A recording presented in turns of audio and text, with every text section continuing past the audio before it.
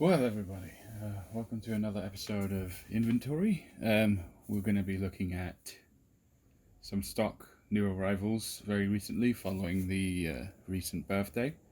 So I'm very excited for those.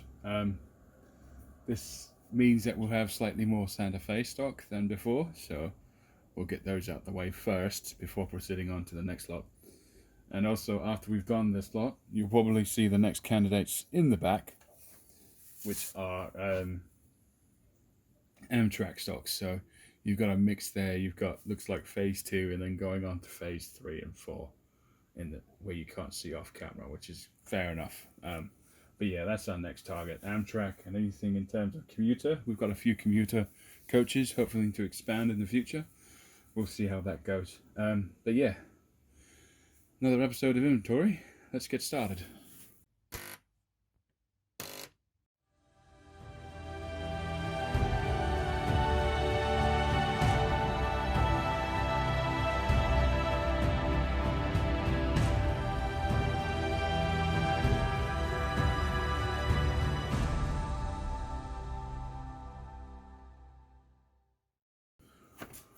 Right, so probably good to go through the items that aren't really related to Santa Fe passenger consists. So, first present of the day was this one. Click. Impact ends trailer train even, sorry. And what this consists of, unmade. So pretty much it's going into the inventory as unmade. As you can see that. There you go. We've got our pictures. Now, just to double check a few things. Does it come with numbers?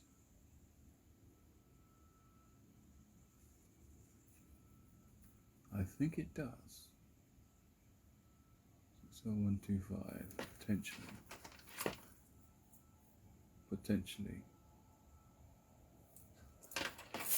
Sorry, bear with me. Going through the motions. We'll look at the instructions and look at them properly. But 60125. That's not on the box itself, but that's fine. There you go. So, just quickly. Let's see. Oh, we have gone through quite a few pages of the notebook. I'd say about, no, not many.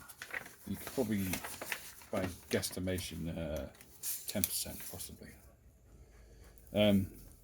This is, I think there's another present that was bought ages ago, and this is another part of it.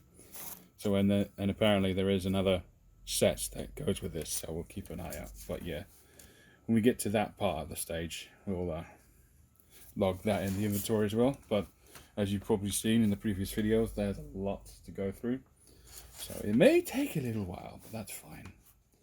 Impact ends trailer train Athens blue box plastic truck wheels unbuilt. And what was the number inside? I'll show you the number I captured. There's some screws in there, that's good. So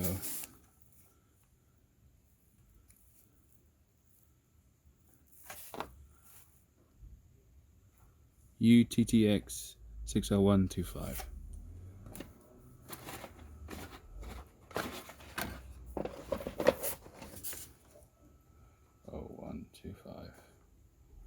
Brilliant. And that's that one. Next, going into the passenger stock now. Let's go with the first blue box. So this is not Santa Fe stuff, but it came with the presents, so it's counted. It's a streamlined baggage for the California Zephyr. So I think there's either hints or we're, in terms of mixing up cars with Amtrak, you know, as the Amtrak handover happened, we can include this. Either way, I do like my baggage cars, so anything to make it diverse is always a plus. California Zephyr. There we go. Box details written down. So bring her up and get her out. And I believe she's numbered. No. I see no numbers. But I see a name. That's cool. So I had some grab irons here. Let's bring her into focus, shall we? Yeah, hybrid wheels just before. You notice there's some horn hooks, but that's fine. There you are. Very attractive. So, sell baggage, car. A Athens blue box again, and we call this the Silver Bear. Technically unnumbered. They probably didn't need to number these. Plastic trucks, yeah. Hybrids, wheels, horn hooks. Probably they got a more special name. No, interior, exterior is okay. Beautiful, very much appreciated. They do know I like my baggage cars, even if I have 107 of them. No, that's not an official count, but there are quite a few. I mean, can you see that one on the end there? Yes. And behind that there, no, in the train, and the line behind that, there is another baggage car, or it might be an RPO actually. But yeah, I do like my baggage cars. And to prove the point, let's have another. Oh no, I'll need to hold it up. There you go. Another baggage car, I love it. Specifically for the El Capitan.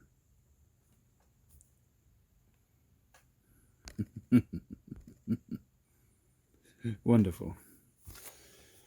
So on here, let's take the number. 1956 train. So it even gives you the number as well. The date of the train it ran.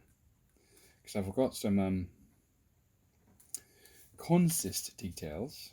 Santa Fe. 73-foot bud baggage car. Yeah, cap. Oh, cap in 1956. Wolfers ready to run. Cool. Let's get her out. Yeah, I'm always been a fan of baggage cars, so I'll never say no to them. Not at all. Especially if they're in different roads across the way, because you'd like to think, well, I like to think in my railroads, Amtrak taking over, they're going to use all kinds of stock before they fully repaint everything. And I'd imagine that the baggage cars in the railway post offices are the last to go in terms of paint schemes. But you never know. They probably had their priorities slightly differently. So what can we tell about that? So that could be plastic trucks, but it could easily be metal as well. So by eye alone, metal trucks, wheels, and then the couplers looks like KDs, which is fantabulous.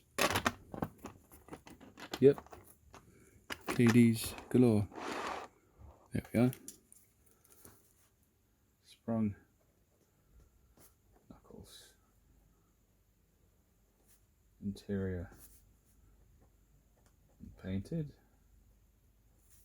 Exterior look good. The Wolfers models are pretty good in terms of decorations. So there we go. That's another one down. Thank you very much for that, Mum and Dad and nephew. Very much appreciated. I'll put her to sleep now and then get her to be classified. Well, put into storage so that when the time comes to bring her out, we can. Is she backwards? I think she's backwards. The plastic is backwards. Sorry about that. 1 minute. Plastic is backwards. Pardon me.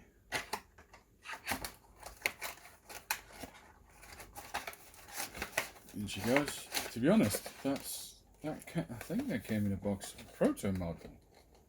So it'll be interesting. Interesting. Numbered as well. Sorry. Lots of decals. Lots of decals to go around even. Here we go. And then that's that one. Wunderbar. Next we have something we've been looking for, or started looking for. So they read my mind. Pullman Standard Sleeper. It's Jimmy Open. I've checked out the interior details of this bad boy, and suffice to say, it looks badass. But again, authors didn't seem intent on painting their interiors, which is no comment. I don't really care that much. It's one of those things where on the maintenance schedule, you're going to have those priorities, right? So when we get through the high, the mediums, and the high and the mediums, then we'll look at interior detailing, because we've got a setting in our inventory that says, okay, for maintenance, this just needs detailing. But there's also one for specifications. So we get to that part, we will probably go through them all again just to see and inspect and say, okay, of these, which one actually needs a service and which one doesn't? You know what I mean? So that'll be fun. And as we're doing the specification, because with the specifications, it's adding the decals for numbers, numbering them up. You've seen all those standard coaches and blue boxes. Hopefully have enough decals for those. If not, we'll order some. We'll hopefully find some. So, P.S. Pullman Standard Plan. Interesting. 4140. 10 to 6 sleeper. Interesting. Very interesting. And that's the author's ready to run. Unnumbered. But with decals again. So what could we say about this?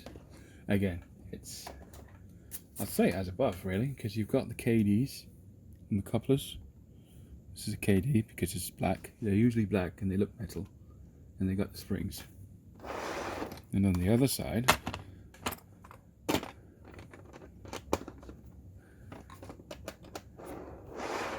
you've got KD as well. So literally as above, as the one before. Very good model, and I quite enjoyed unwrapping that one, because it's quite a nice surprise to see something you don't have.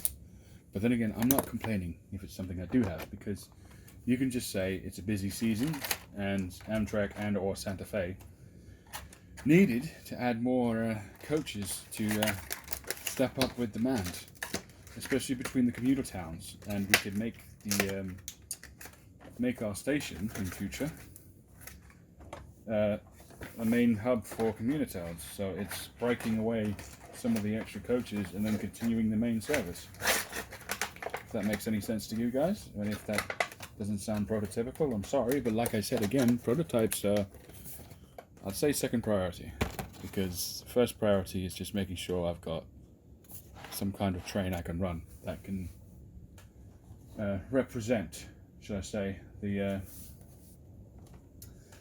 travelling. So 2 more to go. We're at 14 minutes. I think we'll be okay. We'll do fantastically, absolutely brilliantly. This one's also in a box that's for proto models, and I'll tell you about the proto models in a bit, because I've got a actual proto model to to specify anyway, right?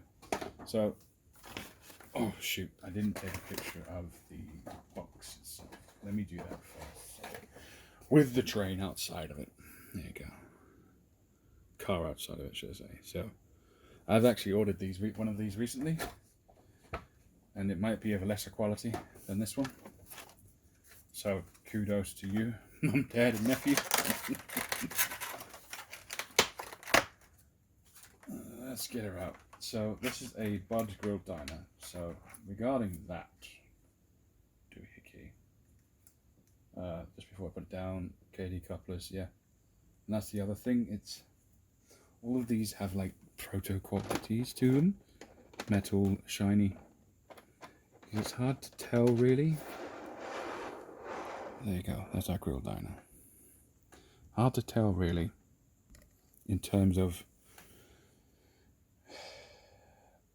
what's the difference between the ready to run models and the proto models, but the main difference is the proto models are shinier than the ready to run models. But looking at these, especially coming in the black boxes, I suspect someone's mixing up their boxes, to be honest. That just a hazard a guess. I don't know for sure, but yeah. This is a grill diner. Let's carry on with the actual subject instead of waffling on and rambling on. So, this grill diner here, I believe this did run on some trains. Plan for this is to replace the, I think it's called the lounge diner kitchens. No, lunch diner kitchen. Lunch lounge diner. Whatever.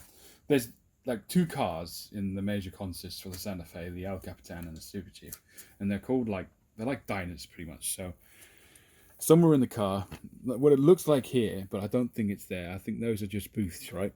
So somewhere in the middle, with the kitchen, and then after the seating here, you've got like a diner that people sit up on the table at the bar, right?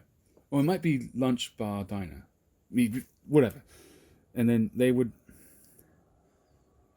you'd have two of those in the train. Well, I don't have any of those yet, per se. The only difference I'd say is in terms of what you can see. And I'm thinking of being really cheeky here until I find some or make some of my own. These grill diners and the other diners I've got, the hundreds of diners, I wouldn't say hundreds, but lots of diners I've got, can be in their place. And the grill diners I've got, the two grill diners can be a representation, quite personally. And sorry if it's going to offend prototype modelers, but there you go.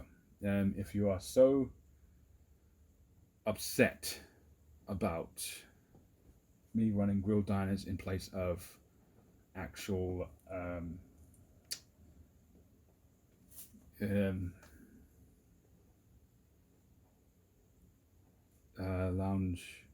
lounge diner kitchens, lunch diner kitchens, whatever, then buy me some, please, for the love of God.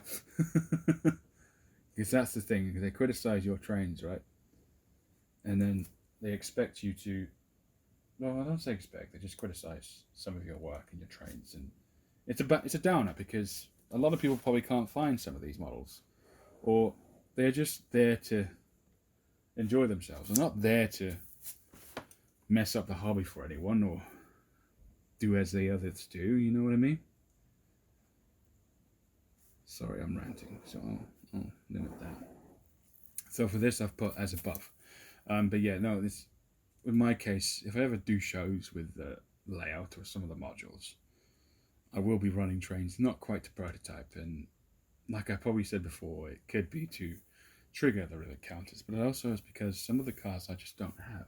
I mean, take for example the sleepers. I have very few sleepers, but what I do have is a lot of coaches. So what I may end up doing is retrofitting the extra coaches as sleepers. And that's probably going to go down real well with people who want to take that hobby very seriously. But yeah, until I can actually source more sleepers, it's going to be like that. It's because let's face it, who's running the module here? Is it going to be the people criticizing, or is it going to be the people actually who have the trains, who've spent the money to buy those trains and are trying their best to locate these items? but they're not getting anywhere, you know what I mean? And it's very difficult in terms of not being in the USA. I'm sure we could whack out some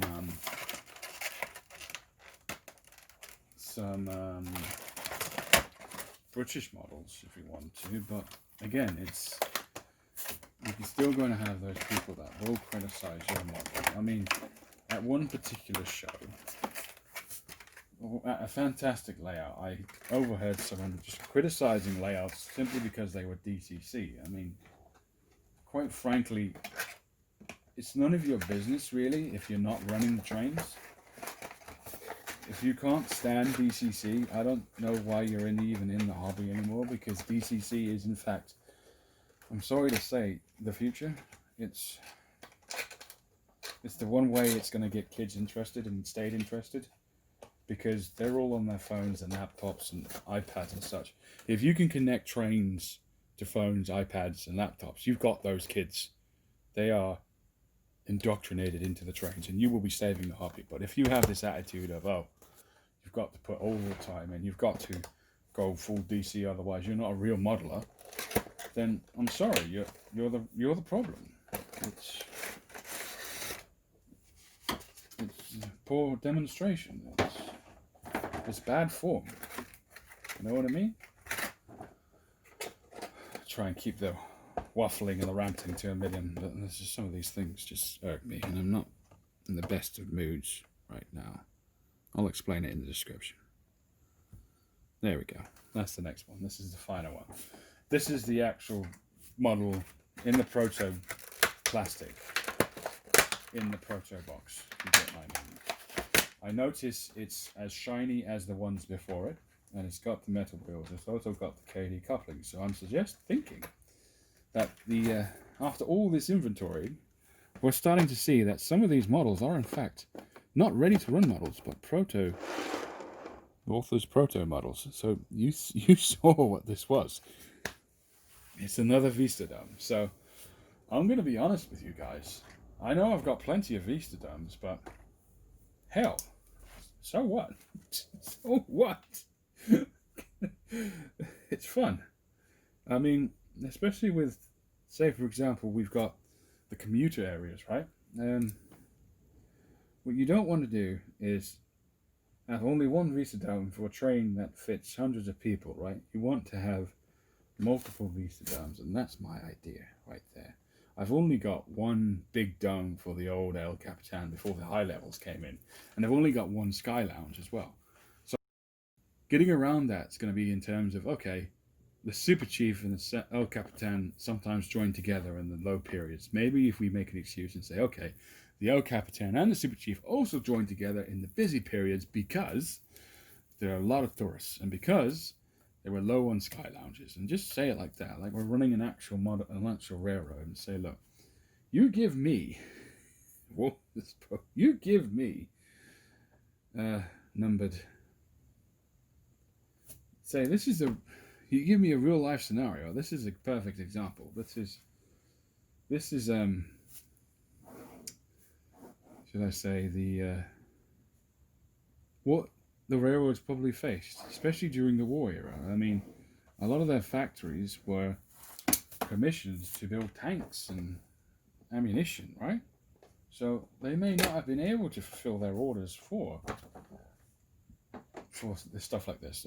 This may be after the war as well, but you know, same difference. No, not really. Sorry, it's a bit hazardous to say on my part.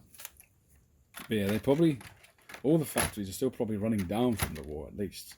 So you're going to have this situation where they may not have enough stock just yet, or for some reason there's a shortage of the stock to get, right? So what they do is they want other stocks. They choose the accompanying train that runs a little earlier, and they bind them together. And they say, oh, look, we could probably add a couple more Vista Domes to the single layer section, the Super Chief section, right? And say, look, all tourists go to the Super Chief section. We'll try and get as much tourists as possible, or encourage tourists to go to the Super Chief section, right?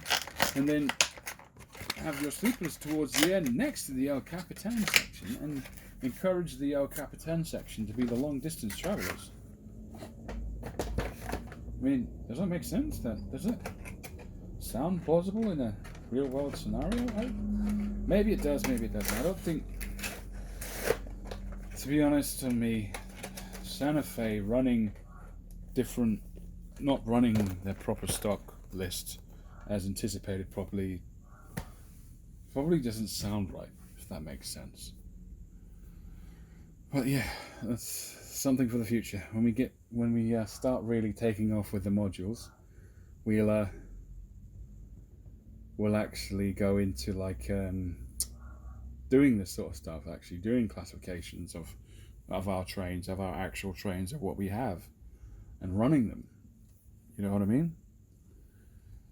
And then we'll see what kind of trains we can run and what other stock we need to run those trains. And in the meantime, what kind of trains can we run with what we have?